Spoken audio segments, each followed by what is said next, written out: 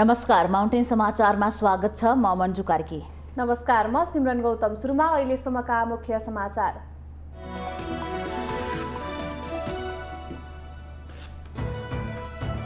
आगामी वैशाख 30 गते देशभर एकै चरणमा स्थानीय तहको निर्वाचन गर्ने मन्त्री परिषदको निर्णय। निर्वाचन आयोगद्वारा उपलब्ध भौतिक अवस्थाको जानकारी माग। आन्तरिक स्रोत साधन र जनशक्तिलाई उपेक्षा गरेर विदेशी अनुदानको भरमा नेपालको समृद्धि सम्भव नभएको विश्लेषण। नेताहरूको सोच नै विकासको बाधक भएको भनाए। एमसीसी बारे पत्राचार गर्ने प्रधानमन्त्री देउबा र पूर्व प्रधानमन्त्री दाहाललाई कारबाही गर्नुपर्ने एमाले नेता भीम रावलको टिप्पणी। यसबारे छानबिन गर्न संसदीय समितिसँग माग। पूर्व अध्यक्ष कमल थापा पार्टी विभाजन गर्ने पक्षमा नरहेको राप्रपाका उपाध्यक्ष ध्रुव बहादुर प्रधानको दावी। एकताबद्ध बनाएर लैजान आफूहरू प्रतिबद्ध रहेको भनाए। गृह प्रशासनलाई सुधार गर्दै लैजानुपर्ने आवश्यकता रहेको गृहमन्त्री बालकृष्ण खाँडको भनाई। गृह प्रशासनको उत्तरदायित्व र कार्यशैलीमा गतिशीलता ल्याउनु पर्नेमा जोड। अस्ट्रेलियाले कोरोनाका कारण विगत 2 वर्षदेखि लगाएको प्रतिबन्ध खुल्दै फेब्रुअरी 21 देखि 2 डोज खोप लगाएका विद्यार्थी र पर्यटकले भिजा पाउने। र कोरोनाका कारण रोकिएको मेची महाकाली खेल जागरण अभियान सुरु गर्ने नेपाल खेलकुद महासंघको भनाई। 9औं राष्ट्रिय खेलकुदको मिति अविलम्ब घोषणा गर्न माग।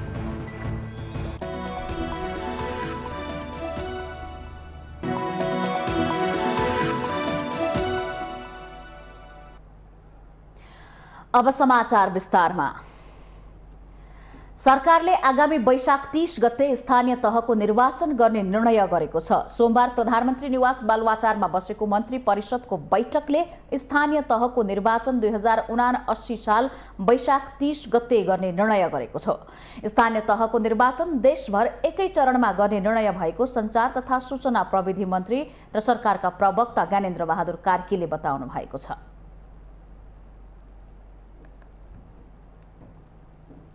आगामी वैशाख 30 गते एकै चरणमा स्थानीय तहको निर्वाचन सम्पन्न गर्ने निर्णय गरेको कुरा म यहाँहरू मार्फत सम्पूर्ण देशवासीमा, दाजुभाइ दिदीबहिनीहरूमा अवगत गराउन चाहन्छु। उहाँले सोमबारको मन्त्री परिषदको बैठकले गरेका अन्य निर्णयहरू भने मंगलबार सञ्चार मन्त्रालयमा जानकारी गराउने पनि बताउनुभयो। यसअघि भएको छलफलमा निर्वाचन आयोगले जेठ 4 गते निर्वाचन गराउने प्रस्ताव गरेको थियो। मन्त्री परिषदको बैठक बस्नु अघि सोमबार पनि सरकारले निर्वाचन आयोगका पदाधिकारीसँग यसबारे परामर्श गरेको थियो। यसैबीच स्थानीय तहको चुनाव आगामी वैशाख 30 गते गर्ने सरकारको निर्णयसँगै निर्वाचन आयोगले मंगलबारदेखि मतदाता नामावली संकलन गर्न बन्द गर्ने भएको छ। आयोगले युद्ध स्तरमा चुनावको तयारीमा लाग्ने पनि प्रश्न पारेको छ।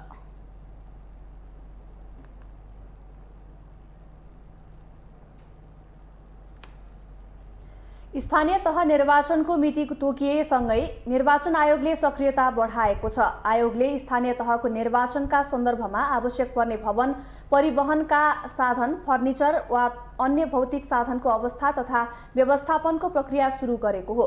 आयोगले संघीय मामिला तथा सामान्य प्रशासन मन्त्रालय मार्फत आवश्यक भवन, सवारी साधन तथा फर्निचर सहितका साधनको स्थानीय तहसँग विवरणका लागि सोमबार नै पत्राचार गरेको हो। नेपालको संविधानको धारा 247 मा निर्वाचन आयोगले आफ्नो काम पूरा गर्न आवश्यक पर्ने कर्मचारी र अन्य सहयोग नेपाल सरकार, प्रदेश सरकार र स्थानीय सरकारले उपलब्ध गराउने व्यवस्था अनुसार आयोगले पत्राचार गरेको जनाएको छ। आयोगको विज्ञप्तिमा आसन्न स्थानीय तह तथा जिल्ला समन्वय समितिको निर्वाचनको सञ्चालन तथा व्यवस्थापन गर्न करिब 2 महिना अवधिका लागि निर्वाचन अधिकृतको कार्यालय स्थापना र सञ्चालन गर्न 753 वटै स्थानीय तहलाई पछि फरक नपर्ने गरी तयार गर्न लगाई उक्त विवरण एकीकरण गरी 2078 माघ मसान्तभित्र अनिवार्य रूपमा उपलब्ध गराउन आग्रह गरिएको छ।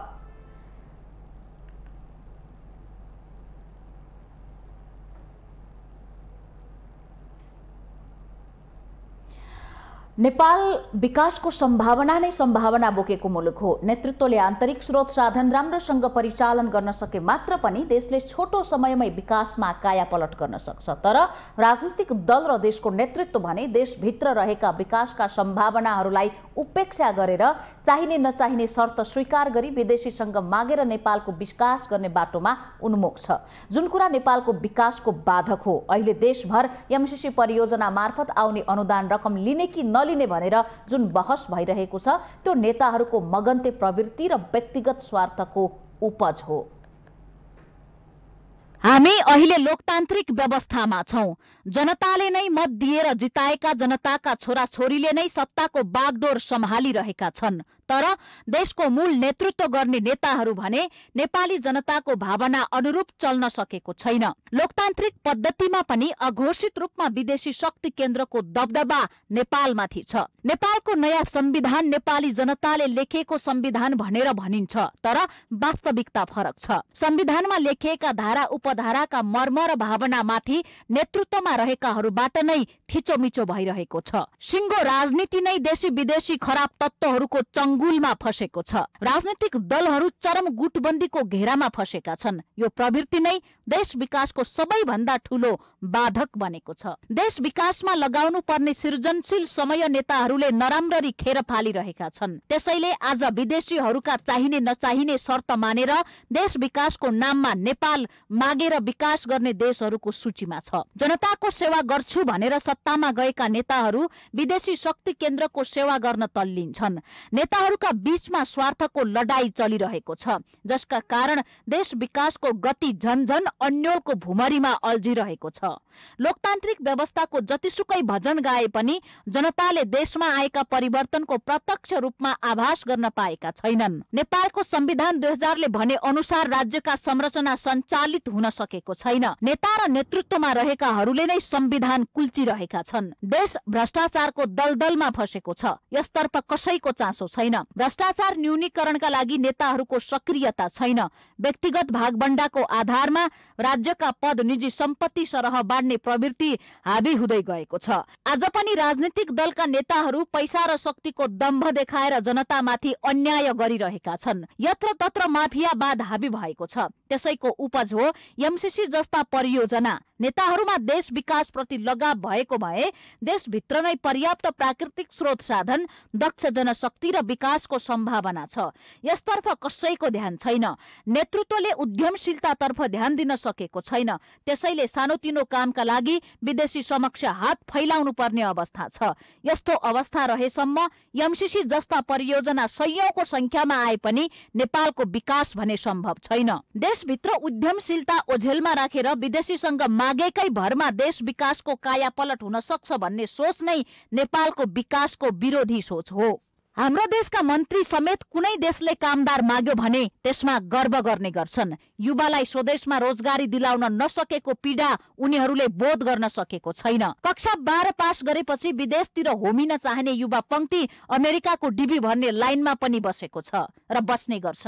खाडी मुलुकमा नेपाली कामदारले विकासको लहर ल्याएका छन्। कोरियाको कृषि नेपाली जनताले धानेका छन्। तर देशको दुर्भाग्य भन्नुपर्छ, नेपाल जस्तो सम्भावना नै सम्भावना बोकेको देश आज यो अवस्थामा पुगेको छ। नेताहरू उभिएका मञ्चबाट समृद्धिका चर्का कुरा हुन्छन्, तर जनताले कोरोना महामारीमा समेत घाँसबासको सुविधा पाउन सकेनन्। जनताको बीचमा गएर विकास र समृद्धिको आश्वासन बाँड्ने, तर सत्तामा पुगेपछि शक्ति केन्द्रको पूजा मात्रै गर्ने जनप्रतिनिधिहरूले पनि नेपाललाई विकासको बाटोमा डोर्याउन सक्दैनन् भन्ने कुरा प्रमाणित हुँदै गएको छ। सरकारी काममा हुने ढिलासुस्ती हटाउन, भ्रष्टाचार निवारण गर्न, माफिया तन्त्रको जालो तोड्नका लागि सत्ता पक्ष र प्रतिपक्ष दुवै एक हुनुपर्ने हो। तर आज एमसीसी जस्ता परियोजना भित्र्याउनका लागि सत्ता पक्ष र विपक्षी एक ठाउँमा उभिएका छन्। गुट र उपगुट व्यक्तिगत स्वार्थको लडाई अन्त्य हुनुपर्ने हो। यो आजको आवश्यकता पनि हो। तर सिङ्गो राजनीति नै वर्षौंदेखि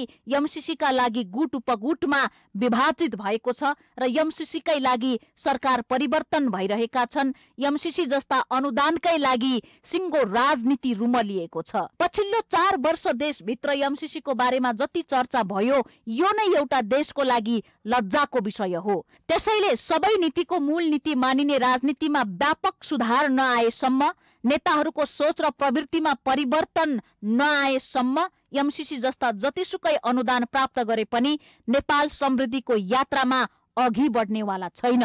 यो नै तितो यथार्थ हो। माउन्टेन टेलिभिजन एसडी राजनीतिक ब्युरो। एमाले नेता भीम रावलले एमसीसी बारे पत्राचार गर्ने प्रधानमन्त्री शेरबहादुर देउबा र पूर्व प्रधानमन्त्री पुष्पकमल दाहाललाई कारबाही गर्नुपर्ने प्रतिक्रिया दिनुभएको छ। नेता रावलले राष्ट्रको स्वाधीनतामाथि नै गम्भीर आँच आउने एमसीसी सम्झौता अनुमोदन गर्छौं भनेर प्रधानमन्त्री देउबा र पूर्व प्रधानमन्त्री दाहालले एमसीसीलाई पत्राचार गरेको भन्दै दुवै नेतालाई कारबाही गर्नुपर्ने प्रतिक्रिया दिनुभएको हो। सोमबार प्रतिनिधि सभाको अन्तर्राष्ट्रिय सम्बन्ध समितिको बैठकमा उहाँले यसबारे छानबिन गर्न पनि समितिसँग आग्रह गर्नुभयो।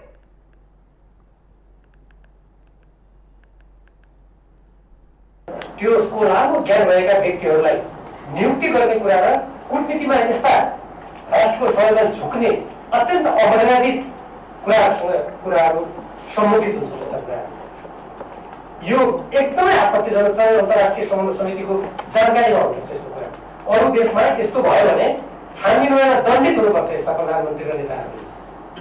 प्रतिनिधि सभामा प्रस्तुत गरिएको कुनै देशसँगको सम्झौता जो अनुमोदनको लागि विचार दिन्छ त्यसलाई हामी यस्तो गरेछौँ उस्तो गरेछौँ भनेर कुनै व्यक्तिलाई यस्तो पत्र लेख्ने अधिकार हुन्छ? यो संसदको एउटा महत्त्वपूर्ण समिति भएको हुनाले म यहीँबाट हाम्रो माननीय सभापति महोदय मार्फत यो प्रेषित होस्, यसमा छानबिन गरेर कारबाही हुनुपर्छ। बैठकमा नेपाली कांग्रेसका सांसद दिव्यमणि राज भण्डारीले एमसीसी जस्तो गम्भीर विषयमा खुलस्त छलफल गर्न संसद सुचारू गराउने वातावरण बनाइदिन एमाले नेता रावलसँग आग्रह गर्नुभयो। उहाँले एमसीसीको विषयलाई लिएर सरकारको मात्रै आलोचना गर्न नहुने उल्लेख गर्नुभयो।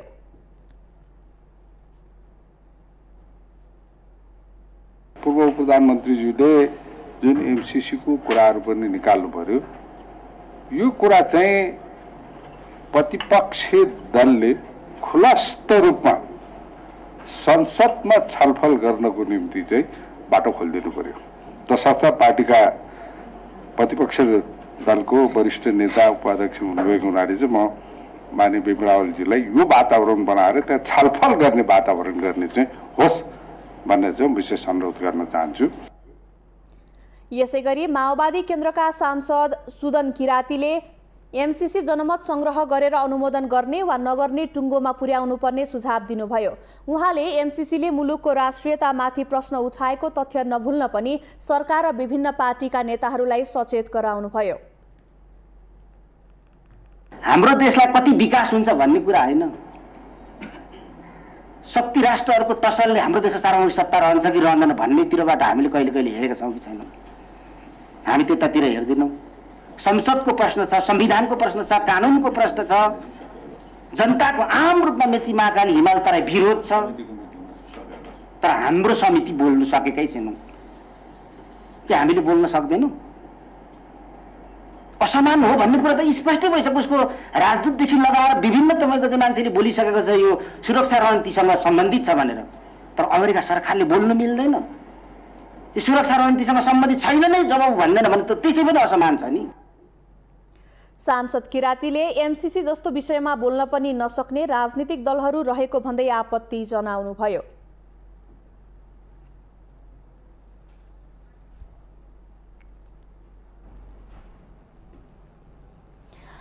अमेरिकी सहयोग परियोजना एमसीसी विवाद दिन प्रतिदिन उत्कर्षमा पुगिरहँदा सत्ता गठबन्धनले साझा धारणा बनाउन सकिरहेको छैन। सत्तारूढ गठबन्धनभित्र तथा प्रमुख प्रतिपक्ष नेकपा एमालेसँग प्रधानमन्त्रीले एमसीसीलाई लिएर छलफल गरिरहनु भएको छ, तर गठबन्धनभित्रकै वा बाहिरका ससाना दलहरूसँग यसबारे छलफल भएको पाइँदैन, जसले गर्दा राष्ट्रिय स्वाधीनताका विषयमा साना दलहरूको भूमिका ओझेलमा परेको जस्तो देखिन्छ। लामो समयदेखि देउवा ओली र दाहालबीच बालुवाटारमा बसेको बैठकले एमसीसीका बारेमा छलफल गरे पनि ठोस निष्कर्ष निकाल्न सकेन। गठबन्धनभित्रै देउवा र दाहालबीच फरक धारणा बनेपछि प्रमुख प्रतिपक्षी एमाले अध्यक्ष ओलीले आफ्नो धारणा स्पष्ट राख्न सक्नु भएन। 5 दल मिलेर बनेको सत्तारूढ गठबन्धनमा एमसीसीको विषयमा भने जसपा र राष्ट्रिय जनमोर्चाको भूमिका गौण देखिएको छ। एमसीसीको मुद्दा दिन प्रतिदिन पेचिलो बन्दै गइरहेका बेला गठबन्धनभित्रको छलफल शीर्ष 3 दलमा मात्र केन्द्रित देखिएको छ। गठबन्धनमै आबद्ध राष्ट्रिय जनमोर्चा तथा जनता समाजवादी पार्टी जसपा आफ्नो प्रष्ट धारणा गठबन्धनमा प्रस्तुत गर्न सकिरहेका छैनन्। या भनौं जसपा र राष्ट्रिय जनमोर्चाको धारणा गठबन्धन दलहरूले बेवास्ता गरिरहेका छन्। यसरी हेर्दा गठबन्धनभित्रै एमसीसीका बारेमा 3 दल बाहेक अन्यको धारणाले खासै फरक नपर्ने देखिएको छ। राष्ट्रिय जनमोर्चाका नेता दुर्गा पौडेलले आफूहरूको एमसीसी प्रति पूर्ण असन्तुष्टि रहेको कुरा स्पष्ट रहेका कारण थप छलफल र बैठक गरिरहनु आवश्यक नभएको भन्दै यसकारण बैठकमा पनि नबोलाएको हुन सक्ने बताउनुहुन्छ। त्यतिकै बसेर छलफल हुँदा त उहाँहरू प्रष्टै हुनुहुन्छ एमसीसी पूर्ण रूपले खारेज गर्नुपर्छ राष्ट्रिय जनमोर्चाको त्यो धारणा हो भन्ने कुरा उहाँहरू प्रष्टै भएको कारणले पनि त्यसमा छलफल गरेर केही संशोधन हुन सक्छ भन्ने स्थिति छैन। अब माओवादी जसपा उहाँहरूको बिचमा अलिकति के छ भने यता स्थितिमै यसलाई चाहिँ पास गर्न गाह्रो छ, यसलाई यता स्थितिमा पास गर्न सकिन्न नै भन्नुभएको छ। र त्यसमा उहाँहरू प्रष्ट हुनुहुन्छ कि राष्ट्रिय जनमोर्चा चाहिँ पूर्ण रूपले खारेज गर्नुपर्छ भनेर भन्नुभएको छ। अब यसमा न यो समितिमा राखेर केही अर्थ रह्यो उहाँहरूलाई, न उहाँहरू बस्न चाहनुभयो त्यो समितिमा। एमसीसीका बारेमा छलफल गर्न बस्ने गठबन्धनको धेरैजसो बैठकमा देउवा, दाहाल र नेपाल देखिने गरेका छन्। आफ्नै प्रधानमन्त्रीत्व कालमा एमसीसी परियोजना प्रवेश गराएका पूर्व प्रधानमन्त्री डाक्टर बाबुराम भट्टराईले पास गर्नुपर्छ भन्ने अडान कसे पनि उहाँको पार्टी जसपाले आधिकारिक धारणा बनाउन सकेको छैन। जसपा नेता अर्जुन थापा एमसीसीको सम्झौता हस्ताक्षरका विभिन्न चरणहरूमा आफ्नो दलको भूमिका नरहेको हुँदा निर्णायक रूपमा संसदमा प्रवेश गरेपछि मात्र जसपाले आवश्यक कदम चाल्ने बताउनुहुन्छ। एमसीसीको हकमा चाहिँ जनता समाजवादी पार्टीले यो एमसीसी करार गराउनमा त्यसको भूमिका खेलेको पार्टी होइन। हामी अहिले संसदमा चाहिँ उपस्थित छौँ, कोलिसनमा पनि छौँ। त्यसले गर्दा हामी यसमा के स्पष्ट छौँ भने पहिले यो 3वटा ठुला दलहरू जो आफूलाई ठुला दल भन्छन् यिनीहरूले आफ्नो एमसीसीका बारेमा आफूले किता क्लियर गर्नुपर्छ। हामी चाहिँ के भन्छौँ भने एमसीसी पहिले हाउसमा टेबल गर, हाउसमा टेबल गर्दाखेरि त्यसका बुदामा हामी छलफल गर्छौँ। सत्ता बाहिर रहेका ससाना दलहरू संयुक्त मोर्चा नै बनाएर एमसीसी विरोधी आन्दोलनमा उत्रने गरेका छन्। नेकपा मसाल, नेकपा क्रान्तिकारी माओवादी, नेकपा माले लगायतका दलहरूले निरन्तर एमसीसीको विरोधमा सडक प्रदर्शन गर्दै आइरहेका छन्। तर सत्तासीन गठबन्धनका शीर्ष नेतृत्वहरूले साना दलको यो विरोध आन्दोलन कसैबाट प्रायोजित रहेको आरोप समेत लगाउने गरेका छन्। समग्रमा हेर्दा नेपालका केही प्रमुख दलहरूले एमसीसी पारित गराउन प्रत्यक्ष भूमिका खेल्ने तथा निर्णय गर्ने गरेको देखिन्छ। राष्ट्रिय अखण्डता र स्वाधीनताको मुद्दामा ठूला दलहरूको यो एकलौटी निर्णयले ससाना दलहरूको भूमिका ओझेलमा परेको देखिन्छ भने यसैका कारण गठबन्धन पनि धरापमा पर्ने कुरा नकार्न सकिँदैन। माउन्टेन टेलिभिजन एसडी का लागि क्यामेरामा अमर राउतका साथमा सुजन चालिसेको रिपोर्ट। राष्ट्रिय प्रजातन्त्र पार्टी राप्रपाका उपाध्यक्ष ध्रुव बहादुर प्रधानले पार्टीका पूर्वाध्यक्ष कमल थापा पार्टी विभाजन गर्ने पक्षमा नरहेको दावी गर्नुभएको छ। पूर्व अध्यक्ष थापाले सोमबार काठमाडौँमा आयोजना गर्नुभएको चियापान कार्यक्रममा सहभागी हुनुभएका उपाध्यक्ष प्रधानले संचारकर्मीहरूले राखेका जिज्ञासाको जवाफ दिने क्रममा उहाँ पार्टी एकताकै पक्षमा रहेको बताउनु भएको हो। उहाँले महाधिवेशनले दिएको जिम्मेवारीलाई वहन गर्दै पार्टीलाई एकताबद्ध बनाएर लैजान आफूहरू प्रतिबद्ध रहेको पनि बताउनुभयो। त्यसका लागि पार्टी अध्यक्ष राजेन्द्र लिङदेनको भूमिका सबैभन्दा बढी हुने उपाध्यक्ष प्रधानको भनाइ थियो। मेरो दायित्व राष्ट्रिय प्रजातन्त्र पार्टीको महाधिवेशन प्रति रहँदै पनि त्यो दायित्व निर्वाचित अध्यक्षको पनि हुन्छ। ठुलो जिम्मेवारी अध्यक्षको के हुन्छ भने सबैलाई कसरी समेटेर लिएर जानुपर्ने हुन्छ र हामीले गलत कदमको लागि अगाडि बढ्नुपर्छ भन्ने हिसाबको कुरा सोच्नु मिल्दैन। किनभने अहिलेसम्म मैले आफैले गरेको प्रत्येक तहमा रहँदाखेरि प्रयास चाहिँ एकता भएर जान पर्छ भन्ने नै रह्यो। त्यसकारण चाहिँ अहिले पनि हाम्रो पूर्ण प्रयास एकताको पक्षमा छ र एकबद्ध भएर जान पर्छ भन्ने नै पक्षमा छ। पार्टीकी महामन्त्री कुन्ती शाहीले पनि पार्टी विभाजनको पक्षमा पूर्व अध्यक्ष थापा नरहेको बताउनुभयो। उहाँले पार्टी नेतृत्वले विगतमा पार्टीमा दुःख गरेका कुनै पनि नेता कार्यकर्तालाई पार्टीभित्र समेटेर लैजानुपर्ने बताउनुभयो।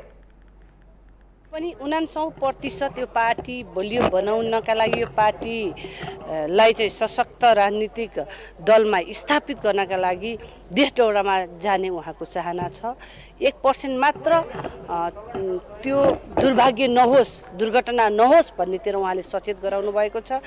हामी त्यतातिर सचेत भएर आफ्ना भूमिका पनि दिएका छौँ। यो पार्टीबाट हिजोका दिनमा दुःख गरेका कोही पनि नेता कार्यकर्ताहरू एकजना पनि पार्टीबाट बाहिर नहोस् भन्नेतिर र यही पार्टीमा बसेर पार्टीलाई बनाउने अभियानमा अगाडि बढ्नुपर्छ भन्ने निष्कर्ष। महामन्त्री शाहीले पार्टीलाई सशक्त बनाउन सबै नेताहरू एकताबद्ध भएर अघि बढ्नुपर्ने आवश्यकता औल्याउनुभयो।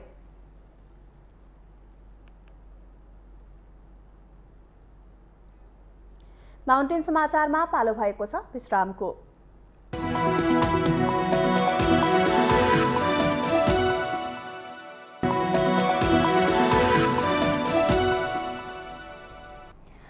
विश्रामपछि स्वागत छ। अब बाँकी समाचार। 5 दल आबद्ध सत्ता गठबन्धनको निरन्तरताबारे नेतृत्वकर्ता दल नेपाली कांग्रेस भित्र द्विधार देखिएको छ। कांग्रेसको संस्थापन र इतर पक्ष सत्ता गठबन्धनलाई आगामी 3 तहका निर्वाचनमा निरन्तरता दिने वा गठबन्धन तोडेर जाने भन्ने विषयमा विभाजित बनेको हो। प्रधानमन्त्री एवं नेपाली कांग्रेसका सभापति शेरबहादुर देउवाले नेतृत्व गरेको कांग्रेसको संस्थापन समूह आगामी स्थानीय तहको निर्वाचन र त्यसपछिका संघ र प्रदेशको निर्वाचनमा समेत हालको सत्ता गठबन्धनलाई निरन्तरता दिँदै अघि बढ्नुपर्ने पक्षमा छ। देउवालाई रामचन्द्र पौडेल, प्रकाशमान सिंह, विमलेन्द्र निधि लगायतका नेताहरूको दरिलो साथ भएका कारण पनि उहाँ आगामी 3 तहको चुनावमा सत्ता गठबन्धनलाई निरन्तरता दिने पक्षमा देखिनुहुन्छ। वरिष्ठ नेता रामचन्द्र पौडेलले त सार्वजनिक रूपमै कांग्रेस एक्लै चुनावी प्रतिस्पर्धामा गए नराम्रो हार बेहोर्नु पर्ने भनेर ठोकुवा समेत गरिसक्नु भएको छ। जे जति हुन्छ मिलेर जहाँ चाहिँ नि जहाँ हामी एक्लै लडेर जित्न सक्छौँ त्यहाँ एक्लै लडौँ। जहाँ एक्लै लडेर चाहिँ सर्लक्कै जित्न सकिन्छ त्यसमा किन अर्कालाई भाग दिनु पर्यो। तर जहाँ चाहिँ आफ्नो स्थिति पनि कमजोर छ, उताको स्थिति पनि कमजोर छ भनेपछि दुईटा मिलेपछि जितिन्छ भनेदेखि किन नमिल्ने। त्यसो त गठबन्धनको भारी बोकेर निर्वाचनमा जान नहुने विषय कांग्रेसमा अलि पुरानै पनि हो। संस्थापन समूह निर्वाचनमा तालमेल गरेर जान सकिने विषयमा सकारात्मक देखिँदा इतर पक्ष भने सशंकित देखिन्छ।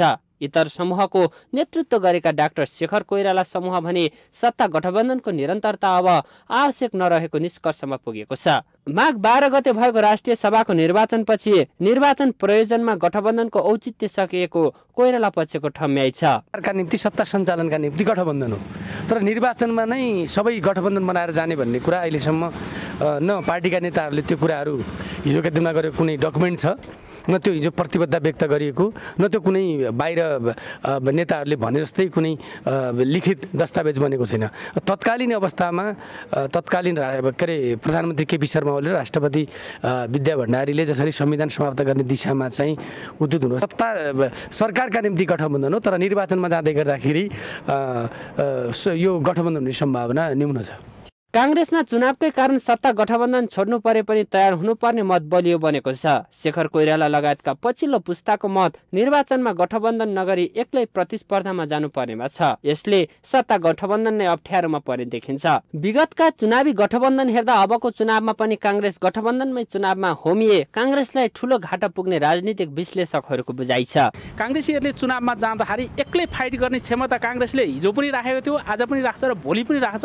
तसर्थ चाहिँ अहिले चाहिँ के गर्नु त, कोहीसँग गठबन्धन गरेर कांग्रेस चुनाव लड्न जानु हुँदैन भन्ने तर्क हो। यसले चाहिँ पार्टीलाई अहिले चाहिँ इमिडिएटली पार्टीलाई फाइदा होला, भोलि कांग्रेस पार्टीमा जाला, फेरि कांग्रेसकै नेतृत्वमा सरकार बन्ला, त्यो कुराले गर्दाखेरि के हुन्छ नि छोटो समयको उपलब्धि हुन्छ, तर दीर्घकालीन हेर्दाखेरि चाहिँ के हुन्छ त पार्टीलाई ठुलो ह्याम्पर हुन्छ।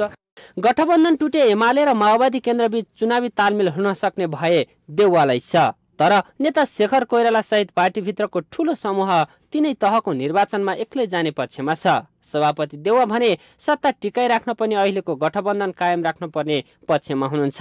तर पार्टीभित्रै फरक मत शक्तिशाली बन्दै जाँदा चुनावकै कारण पनि गठबन्धन टुट्ने सम्भावना उत्तिकै छ। माउन्टेन टेलिभिजन HD का लागि बटुक राजगिरीको रिपोर्ट। गृहमन्त्री बालकृष्ण खाँडले गृह प्रशासनलाई सुधार गर्दै लैजानुपर्ने आवश्यकता रहेको बताउनु भएको छ।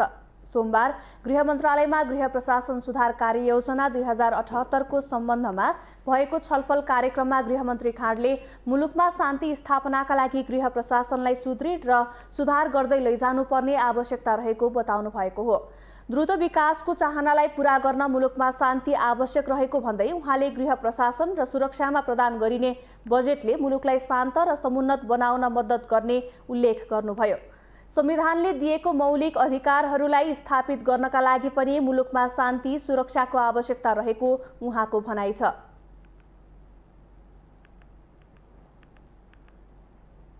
र गृह प्रशासन र सुरक्षामा लगाइएको प्रदान गरिने बजेटले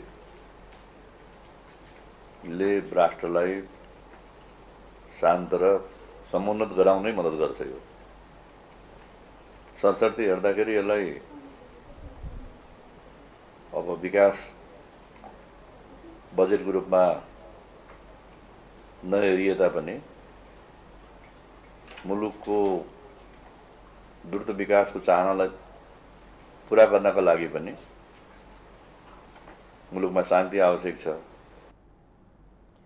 गृहमन्त्री खाँडले अध्यागमन प्रयोग गर्नेको संख्या दिन प्रतिदिन बढिरहेकाले नेपाल आउने र बाहिर जानेहरूको तथ्याङ्क र यथार्थ विवरण अध्यागमन प्रशासन र सुरक्षा निकायसँग हुनुपर्ने टिप्पणी गर्नुभयो। अध्यागमनका गेटहरूलाई आधुनिकीकरण गर्नुपर्ने भन्दै गृहमन्त्री खाँडले पछिल्लो समय भिजिट भिसामा विदेशिने र त्यहाँ गएर रोजगारीको सिलसिलामा नेपालीहरू भौतारिएका विभिन्न घटनाहरू आइरहेको कारण यस सम्बन्धमा सम्बन्धित मन्त्रालयहरूले संयुक्त रूपमा गम्भीरतापूर्वक कदम चालिरहेको पनि बताउनुभयो। त्यहाँ भ्रमण गर्ने र फर्किने भन्दा पनि त्यहाँ फेरि विभिन्न रोजगारीको खोजीमा नेपालीहरू चाहिँ विदेशमा भौतारिने कि यो अहिले पछिल्लो पटक पनि यस्ता घटनाहरू घटे र यसमा सम्बन्धित मन्त्रालय पनि गम्भीरतापूर्वक यसमा कदम चालिरहेका छ र हामीहरूले गृह परराष्ट्र पर्यटन र श्रम मन्त्रालयले हामीले जोइन्ट रूपमा यो यात्रा नेपालीहरूको यात्रा चाहिँ सुव्यवस्थित हुन सकोस्। गृहमन्त्री खाँडले बदलिदो परिवेश अनुसार गृह प्रशासनको उत्तरदायित्व र कार्यशैलीमा गतिशीलता ल्याउनु पर्नेमा जोड दिनुभयो। कार्यशैलीलाई पनि तीव्र गतिमा आधुनिकीकरण गर्नुपर्ने उहाँको भनाइ छ।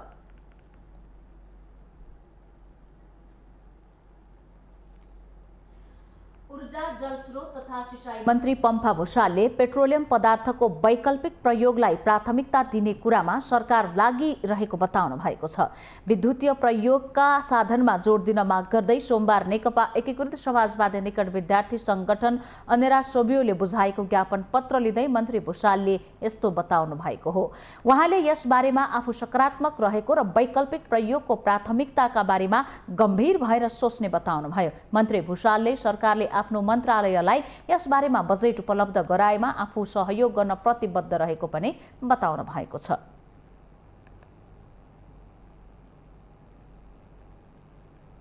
म अहिले सकारात्मक ढङ्गले सोध्छु र मैसित बजेट चाहिँ केही पनि छैन मन्त्रालयमा। नेपाल सरकारले बजेट खास गरेर अर्थ मन्त्रालयले बजेट दियो भने त म त एकदम खुसी, किनकि म पनि तपाईँ जस्तै डेरामा पढेर विद्यार्थी भएर आएको छु। धन्यवाद। अनेरा सोबियोले विद्यार्थी मजदुर र सामान्य परिवारका मानिसहरूमा निःशुल्क इन्डक्सन चुलो पुर्याउन सरकारसँग माग गरेको छ। त्यसैगरी पेट्रोलियम पदार्थको वैकल्पिक प्रयोगमा योजनाबद्ध रूपमा काम गर्न सरकारलाई आग्रह पनि गरिएको छ।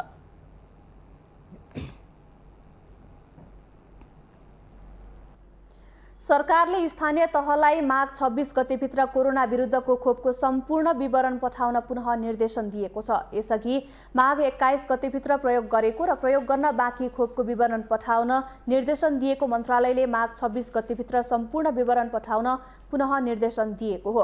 अहिलेसम्म 71 जिल्लाले खोपको सम्पूर्ण विवरण पठाएको तथा बाँकी 6 जिल्ला र 109 स्थानीय तहले पठाउन बाँकी रहेको मन्त्रालयद्वारा जारी सूचनामा उल्लेख छ।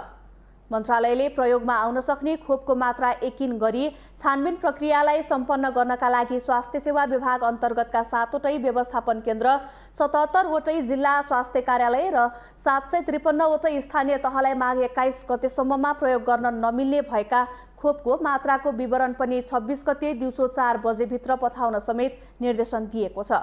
24 लाख खोपको विवरण नभएपछि मन्त्रालयले माघ 16 गते मन्त्री विरोध खतिवडाको निर्णय अनुसार कोरोना विरुद्धको खोप अभिलेख सम्बन्धमा छानबिन गर्न समिति गठन गरिसकेको छ।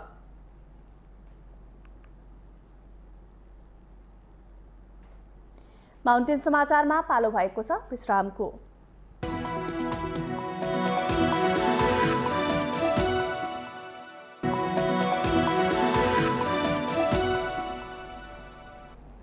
विश्रामपछि स्वागत छ। अब बाँकी समाचार। हिउँदे झरीका कारण किसानहरूले राहत पाए पनि इटा व्यवसायीहरूलाई भने नोक्सानी पुर्याएको छ। हिउँदे झरीका कारण दाङमा करोडौंको इटा क्षति हुँदा व्यवसायीहरू चिन्तित बनेका छन्। उनीहरूले यो समस्या अहिले मात्र नभई वर्षौंदेखि भोग्दै आएका हुन्। हिउँदे झरीका कारण दाङमा करोडौंको इटा क्षति भएको छ। दाङमा सञ्चालन भइरहेका करिब 35वटा इटा उद्योगहरू मध्ये एउटै उद्योगबाट लाखौंको इटा वर्षाको कारण नष्ट हुँदा करोडौंको क्षति भएको छ। 2-3 दिन परेको वर्षाले इटा उद्योगमा अत्यन्तै क्षति पुर्याएछ। अब क्षति पुर्याउँदै गर्दा कम्तीमा 8 देखि 11 लाख बराबरको इटा गएको अनुमान गरिएको छ। अब लागतको हिसाबले अब यसलाई बचाउन चाहिँ धेरै खोजियो, तर चाहिँ कहीँ कतैबाट पनि सम्भव भएन। इटा उद्योगीहरूले यो समस्या अहिले मात्र भोगेका होइनन्। हिउँदको समयमा वर्षाका सम्बन्धमा जानकारी नहुँदा उनीहरूले यो समस्या वर्षौंदेखि भोग्दै आएका हुन्। हरेक वर्ष इटाको सिजनमा बेमौसमी वर्षाले करोडौंको क्षति गर्दा पनि राज्यले नहेरेको उनीहरूको गुनासो छ। अहिले चाहिँ यो सिजनको इटा सिजन उत्पादन हुने सिजनले गर्दा पानी बेमौसमी पानीले गर्दा यहाँ धेरै क्षति भएको छ। कम्तीमा पनि एउटा इटालाई हामी काँचो इटा तयार पार्दासम्म कम्तीमा 9-10 रुपियाँसम्म लगानी गर्छौँ। त त्यही अनुसारको हामीलाई जग्गा भाडादेखि लिएर स्टाफ खर्च, गाडी भाडा सबै गर्दा यति खर्च हुन्छ। यहाँ हाम्रो अहिलेको यो सिजनले लगभग यो बेमौसमी पानीको सिजनले हामीलाई कम्तीमा पनि हाराहारीमा 1.5 करोडको क्षति भएको छ। मजदुरहरूले साँचोबाट इटा भुइँमा खसालिसकेपछि उद्योगीले उनीहरूलाई पैसा दिनुपर्छ। तर वर्षाका कारण सबै इटाहरू नोक्सान भएका छन्। पटक पटक राज्यलाई काँचो इटाको बीमा गराउन आग्रह गर्दै आए पनि अहिलेसम्म कुनै सुनवाई नभएको व्यवसायीहरूको गुनासो छ। 18 वर्ष भयो मैले काम गर्ला, पहिलोचोटि एक चक्कर नहुँदै आगो रोक्न परेको, हुनै दिएको छैन त उसले पानीले। अब यो शुक्रबार हिजो मैले फेरि आगो गर्ने भन्ने सोच थियो। अब हिजो फेरि पानी आइदियो 81 भने भने त 15, 20, 22 लाख 25 लाख इट्टा गयो भने त गयो त 50-60 लाख भन्दा बढी गयो हेर्ने। जिल्लामा करिब 3 करोड भन्दा बढी इटा नोक्सानी भएको छ, जसले गर्दा उद्योगहरू नै बन्द हुने अवस्थामा पुग्दा पनि राज्यले नहेरेको इटा व्यवसायी समितिले जनाएको छ। ठूलो मात्रामा इटा नोक्सानी भएपछि बजारमा अभाव हुने भएकोले मूल्य पनि बढ्ने समितिको भनाइ छ। इटा जसरी अब यो क्षति भएको छ, हामी त पहिलोपल्ट हामी सरकारसँग जिल्लाबाट हामी धेरैचोटि पहल गर्यौँ हामीले यो बिमाको बारेमा, र हामीलाई वास्तवमा यो अनुदान कर छुटसम्म पनि हामी धेरै गर्यौँ। हामीले पहल गर्दा अब सुनाइ भएको छैन। हामी यत्रो क्षति भइरहेछ। हामीले सरकारले गर्नुपर्ने ट्रस्ट हामीले अहिले भनिरहेछौँ। हामी ट्रस्टको भ्याटको छुट दिन हामी गरिदिन्थ्यौँ। यो ट्रस्ट व्यवस्था गरेर कसै यो उद्योग पनि व्यवस्थित गरेर सरकारले खालि कर मात्र ल्याउने र उद्योगमा जस्तो बाटो घाटो अहिले हामीलाई पानी ल्याउनु पर्यो भने हामी निजी ल्याछौँ, जग्गा बाटो हामी आफै निजी बनाएको छौँ हैन। अब यो सरकारले गर्नुपर्ने धेरै छ। विगतमा पनि वर्षातका कारण इँटामा नोक्सानी भएपछि जिल्लामा इँटाको मूल्य बढ्ने गरेको थियो। फेरि पनि करोडौं इँटामा नोक्सान पुगेको छ। त्यसैले यस्तो समस्या पटक पटक हुने भएकोले राज्यले व्यवसायीहरूको माग सम्बोधन गर्नुपर्ने र व्यवसायीहरूले पनि बेलैमा ध्यान दिन जरुरी छ। अन्यथा एकातिर व्यवसायी घाटामा अर्कोतर्फ उपभोक्ता चर्को मूल्य तिर्न बाध्य हुनेछन्। माउन्टेन टेलिभिजन एचडीका लागि दाङ सहकर्मी विकास डाँगीको रिपोर्ट। नेपाल बार एसोसिएसनले न्यायालय सुधारको माग गर्दै गरिएको आन्दोलन जारी रहने जनाएको छ। न्यायपालिका सुधारका लागि सुरु गरेको आन्दोलनको 100 दिन पुगेको अवसरमा सोमबार एसोसिएसनको कार्यालयमा आयोजना गरिएको पत्रकार सम्मेलनमा बोल्दै अध्यक्ष चन्द्रेश्वर श्रेष्ठले माग पूरा नहुन्जेल आन्दोलन जारी रहने जनाउनु भएको हो। उहाँले आन्दोलनले 100 दिन पूरा गरिसक्दा पनि प्रधान न्यायाधीश सोलेन्द्र शमशेर जबराले नेपाल बार न्यायपालिकाका विकृति विसङ्गति नियन्त्रणको लागि दिएका सुझावहरू कार्यान्वयन गर्न चासो नदिएको आरोप लगाउनुभयो। न्यायपालिका भित्रको न्यायाधीश नियुक्तिको विषयदेखि लिएर न्याय सम्पादनमा बिचौलियाहरूको बिगबिगी विसङ्गति विकृतिको विषयलाई लिएर हामीले पटक पटक प्रधान न्यायाधीशलाई ध्यानाकर्षण गर्दै आएका थियौँ।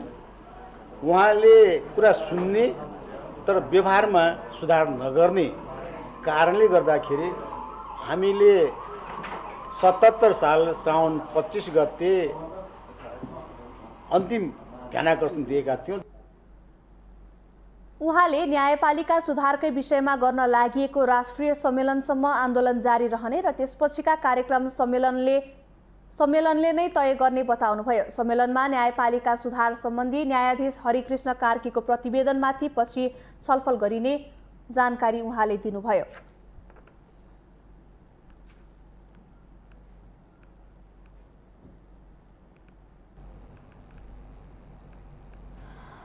केमिकल एन्ड मेडिकल आपूर्तिकर्ता संघ केमसनका अध्यक्ष सुरेश घिमिरेले सरकारसँग स्वास्थ्य उपकरण तथा रसायन परीक्षण गर्ने मेकानिजम नै नभएको खुलासा गर्नुभएको छ। स्वास्थ्य परीक्षण उपकरण र रसायन आयातकर्ताहरूको छाता संगठन केमसनका अध्यक्ष समेत रहनुभएका घिमिरेले उक्त कुराको खुलासा गर्नुभएको हो। उहाँले मेडिकल औषधिहरू आयात नीतिगत रूपमा व्यवस्थित भए पनि स्वास्थ्य उपकरणको आयातमा भने मनलाग्ती हुने गरेको बताउनुभयो। अध्यक्ष घिमिरेले सरकारसँग गुणस्तरीय स्वास्थ्य सामग्री आयात भए नभएको परीक्षण गर्ने नीतिगत व्यवस्थापन पनि नभएको बताउनुभयो। उहाँले राज्यसँग स्वास्थ्य उपकरण गुणस्तर परीक्षण गर्ने मेकानिजम नै नभएकोले कोरोना महामारीको समयमा स्वास्थ्य सामग्री जथाभावी रूपमा आयात भएको तथ्य स्मरण गराउनु भएको छ। कपडा फलफूल आयात गर्ने व्यवसायीले समेत नेपालमा स्वास्थ्य उपकरणका सामग्री आयात गर्ने गरेको उहाँको भनाइ छ। अध्यक्ष घिमिरेले सरकारले स्वास्थ्य उपकरण सामानको बजारमा गुणस्तरीयता भन्दा पनि व्यापारीहरूले कति नाफा खाए भनेर मात्र अनुगमन गर्ने आरोप लगाउनु भयो। उनीहरूले चाहिँ उही दसैँमा खाद्य सामग्री तेल अनुगमन गरेर यसरी गर्छ। कोभिड आयो भने चाहिँ उनीहरूले दौडिन्छन्, बिल हेर्छन्, उयो हेर्छन्, उनीहरू क्वालिटी त कसले चेक गर्ने होइन। धेरै नाफा खाएन भन्ने मात्रै हेरेको छ उनीहरू। वाणिज्यले गर्छ, सिडिओले गर्छन्, अब क्वालिटीमा कसरी अनुगमन गर्न सक्छन्? मेकानिजम नै छैन नि, मेकानिजम नै छैन। मेकानिजम हुनु पर्यो होइन, सम्बन्धित विज्ञ भएर हेर्नु पर्यो, स्याम्पल लिएर जानु पर्यो, टेस्ट गर्ने ल्याब हुनु पर्यो, छैन नि। मान्यताको आधारमा यो चाहिँ कम्पनी जस्तै अब प्राइभेट कम्पनीहरू के भन्छ यो सर्टिफिकेट भएको मात्रै लिने भनेर उनीहरूले भन्छ होइन। अध्यक्ष घिमिरेले कोरोना महामारीको सुरुवातको जस्तै पछिल्लो समय स्वास्थ्य उपकरणको अभाव नभएको बताउनुभयो। उहाँले अहिले बजारमा कुनै पनि मेडिकल उपकरणको अभाव नरहेको बताउनु भएको छ। सामग्रीहरूको चाहिँ अब पहिला जस्तै जो त हाहाकार भयो पहिलो केसमा मास्क सेनिटाइजरदेखि लिएर एप्रोनहरूदेखि लिएर होइन तिनीहरूको हाहाकार थियो। अब सेकेन्ड केसमा भेन्टिलेटर र अक्सिजनको हाहाकार भयो होइन। तर अहिले आएर चाहिँ त्यस्तो चाहिँ स्वास्थ्य सामग्रीको हाहाकार चाहिँ छैन होइन। नाउ एन्ड देन अलिकति सामग्री धेरै डिमान्ड भएर जस्तै औषधिमा सिटामोल चाहिँ होर्डिङ गर्ने चाहिँ प्रविधि भयो, त्यो सामग्री अलिअलि भयो होला, तर खासै त्यस्तो सप्लाईमा समस्या छैन।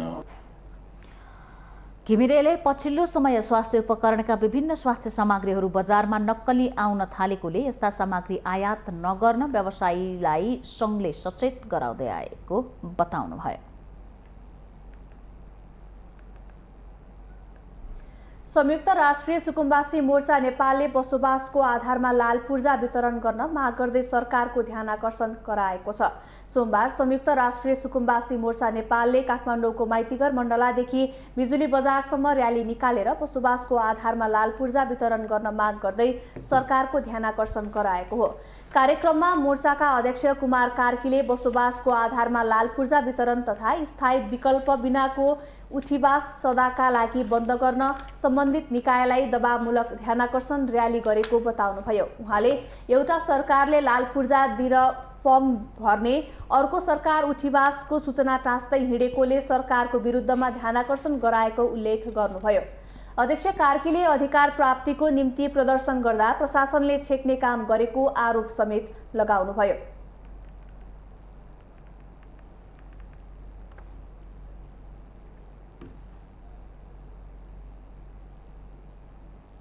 नेपालमा सुकुम्बासलाई बिना विकल्प उठीवास गराउने, एउटा सरकारले लाल पूर्जा दिनलाई फर्म भर्ने, अर्को सरकार उठीवासको सूचना टाँस्दै हिँड्ने सरकारको द्वैत चरित्रको विरुद्धमा र सरकारलाई ध्यानाकर्षण गराउनका निम्ति शान्तिपूर्ण साङ्केतिक ध्यानाकर्षण र्याली गरिरहेका छौँ।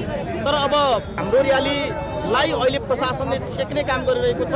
हामी केही बेर पश्चात हामी आफ्नो पनि अब बल प्रयोग गर्ने सम्भावना छ, किनभने हामी अधिकार प्राप्तिको निम्ति हाम्रा झुपडीहरू बिना विकल्प भत्काउने खालको सरकारको जुन रवैया छ त्यसप्रति ध्यानाकर्षण गराउनका निम्ति हामीले यो कार्यक्रम साङ्केतिक रूपमा आयोजन गरिरहेका छौँ र देशैभरि यो कार्यक्रम लिएर जाने भन्ने हाम्रो संयुक्त राष्ट्रिय सुकुम्बासी मोर्चा नेपालको ध्यानाकर्षण भएको छ। अध्यक्ष कार्कीले सरकारले सुकुम्बासीहरूको समस्या तत्काल सम्बोधन नगरे देशभर प्रदर्शन गर्ने चेतावनी समेत दिनुभयो।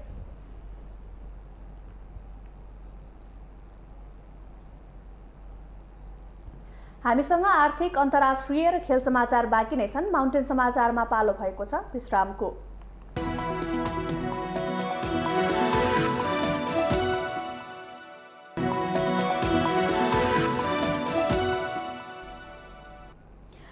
विश्रामपछि स्वागत छ। अब आर्थिक समाचार।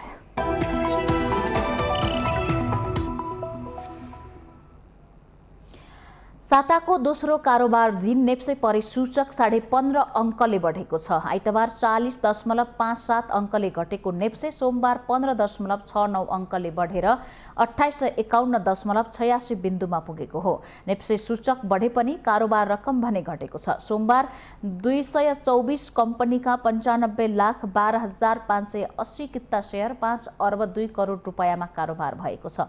आइतबार 5 अर्ब 83 करोड 64 लाख रुपैयाँ बराबरको सेयर किनबेच भएको थियो। सोमबार नेपाल इन्फ्रास्ट्रक्चर बैंकको सेयर मूल्य सर्वाधिक 8.42% बढेको छ।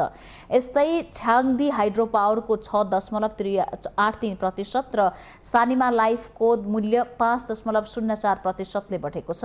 सबैभन्दा धेरै सेयर मूल्य घट्नेमा भने बुद्ध भूमि हाइड्रो पावर रहेको छ। सो कम्पनीको मूल्य 4.57% घटेको छ। यस्तै सपोर्ट माइक्रो फाइनान्स, साहस ऊर्जा, विन नेपाल लघु वित्त, नेपाल लाइफ इन्स्योरेन्स लगायतको मूल्य पनि 2% भन्दा बढी घटेको छ। कारोबार रकमका आधारमा नेपाल इन्फ्रास्ट्रक्चर बैंक शीर्ष स्थानमा रहेको छ। सो कम्पनीको 49 करोड 34 लाख रुपैयाँ बराबरको सेयर कारोबार भएको छ। त्यसैगरी नेशनल हाइड्रो पावरको 27 करोड 66 लाख रुपैयाँ र अरुण भ्याली हाइड्रो पावरको 25 करोड 16 लाख रुपैयाँ बराबरको सेयर किनबेच भएको छ। सोमबार शेयर बजारका 13 उपसमूहमध्ये 3 उपसमूहको परिसूचक घटेको छ भने बाँकी 9 उपसमूहको परिसूचक बढेको छ।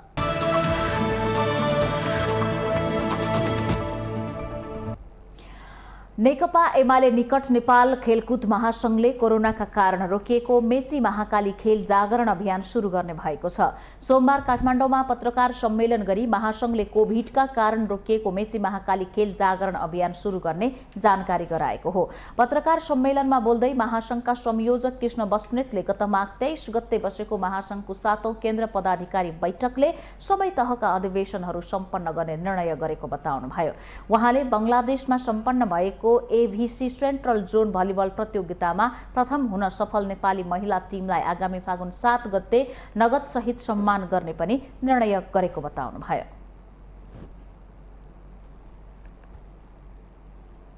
हामीले फागुन 7 गते हामीले विभिन्न यो राष्ट्रका नाम राख्ने विभिन्न पदक प्राप्त खेलाडीहरू जस्तो प्रिन्स दाल र भलिबल टिमले जुन नेपाललाई संसारमा चिनाउँदै जुन विजय हासिल गरेको छ त्यो टिमलाई हामी नगदसहित सम्मान गर्ने हामीले योजना बनाएका छौँ, घोषणा गरेका छौँ।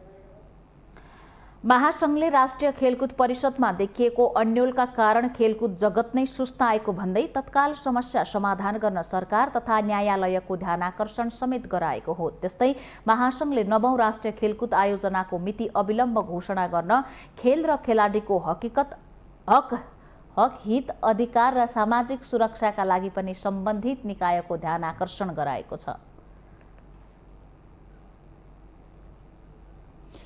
माउन्टेन समाचारमा पुनः पालो भएको छ विश्रामको।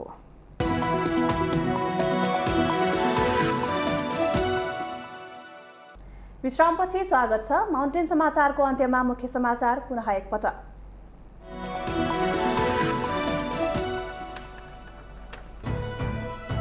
आगामी वैशाख 30 गते देशभर एकै चरणमा स्थानीय तहको निर्वाचन गर्ने मन्त्री परिषदको निर्णय। निर्वाचन आयोगद्वारा उपलब्ध भौतिक अवस्थाको जानकारी माग। आन्तरिक स्रोत साधन र जनशक्तिलाई उपेक्षा गरेर विदेशी अनुदानको भरमा नेपालको समृद्धि सम्भव नभएको विश्लेषण। नेताहरूको सोच नै विकासको बाधक भएको भनाई। एमसीसी बारे पत्राचार गर्ने प्रधानमन्त्री देउबा र पूर्व प्रधानमन्त्री दाहाललाई कारबाही गर्नुपर्ने एमाले नेता भीम रावलको टिप्पणी। यसबारे छानबिन गर्न संसदीय समितिसँग माग। पूर्व अध्यक्ष कमल थापा पार्टी विभाजन गर्ने पक्षमा नरहेको राप्रपाका उपाध्यक्ष ध्रुव बहादुर प्रधानको दाबी। एकताबद्ध बनाएर लैजान आफूहरू प्रतिबद्ध रहेको भनाई। गृह प्रशासनलाई सुधार गर्दै लैजानुपर्ने आवश्यकता रहेको गृहमन्त्री बालकृष्ण खाँडको भनाई। गृह प्रशासनको उत्तरदायित्व र कार्यशैलीमा गतिशीलता ल्याउनु पर्नेमा जोड। अस्ट्रेलियाले कोरोनाका कारण विगत 2 वर्षदेखि लगाएको प्रतिबन्ध खोल्दै फेब्रुअरी 21 देखि 2 डोज खोप लगाएका विद्यार्थी र पर्यटकले भिजा पाउने। र कोरोनाका कारण रोकिएको मेची महाकाली खेल जागरण अभियान सुरु गर्ने नेपाल खेलकुद महासंघको भनाई। 9औं राष्ट्रिय खेलकुदको मिति अविलम्ब घोषणा गर्न माग।